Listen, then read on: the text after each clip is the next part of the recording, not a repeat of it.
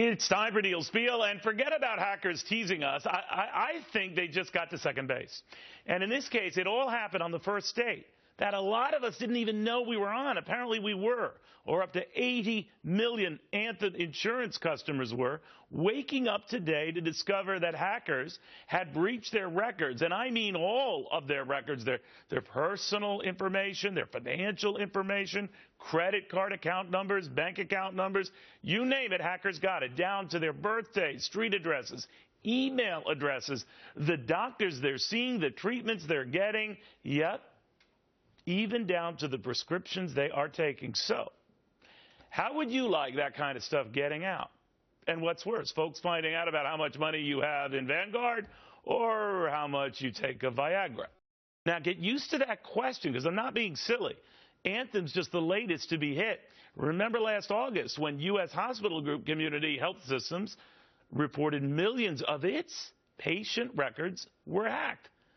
So you see, this is getting to be a trend, and one that leaves the targeted not just financially exposed, but personally violated. What hacking nut job wouldn't want to shop your deepest, darkest medical secrets to those you'd prefer not know? Now, you know where this is going. And Hadley Heath Manning says, wake up, because the way it's going, we are long gone if it happens. You know, Hadley, when you think about it, the kind of things that hackers are getting their hands on now is a treasure trove of threatening data that could just stop workers in their tracks, you know? And this is more than a privacy issue, Neil. Unfortunately, cyber hacking has become a very sophisticated business. There are networks of cyber criminals who want to get their hands on our medical data. And then what do they do? How do they make money on that? They get money by essentially holding it for ransom, right? We're going to get this info out. They may actually blackmail some customers who are embarrassed of their health history or want to be private about it, and that's completely understandable. But even beyond that, Neil, they may actually be calling people, trying to communicate with customers saying, we know that you had this healthcare appointment or procedure, you still have a balance on your bill and you need to give us the money to make sure that your accounts are in order. So they're actually trying to extort more money from people by taking advantage of having their health records. So this is very concerning as the healthcare industry grows. It's a $3 trillion a year industry. And now we've nationalized it effectively with a healthcare law that is going to put all this in the hands of the United States government. That really inspires me. I'm just worried here. People are going to start wondering not only who's on first and running the shop and protecting the shop, but who's going to get information first.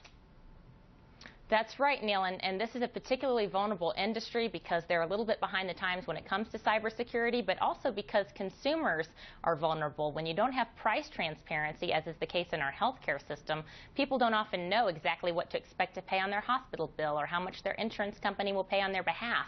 And so if you hear from someone who claims to be representing your insurance company or your hospital, and they say that you owe money, that doesn't often come as a surprise to customers who are not aware of what their bill should be in the first place. You know, Hadley, when you talk to young people, and you're a young person, so you're a good person to read on this, that this is disproportionately so more concerned to young people than it is, let's say, to older people. So when they hear talk like this, you mean everything I'm telling my doctor or all of this data is going out? Because young people, when it comes to finances, a lot of them say, oh, Neil, what's the big deal? I'm poor anyway, so the world knows. But when you start releasing info on their prescriptions or what doctor they're seeing or whether they're taking antidepressants or, you know, anxiety pills, then it hits a nerve, doesn't it?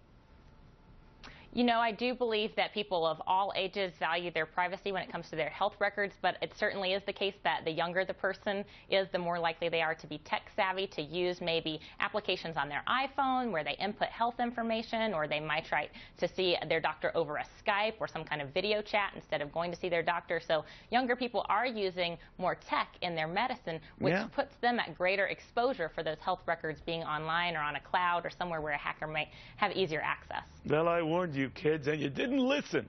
All right, Hadley, thank you very, very much. Good seeing you again. Well, don't look now, but what if I told you Republican donors are already sort of coalescing around a consensus candidate? I'm going to give you a hint. It's not Jet. It is not Chris. It'll surprise you. I'm even betting money it's going to floor you.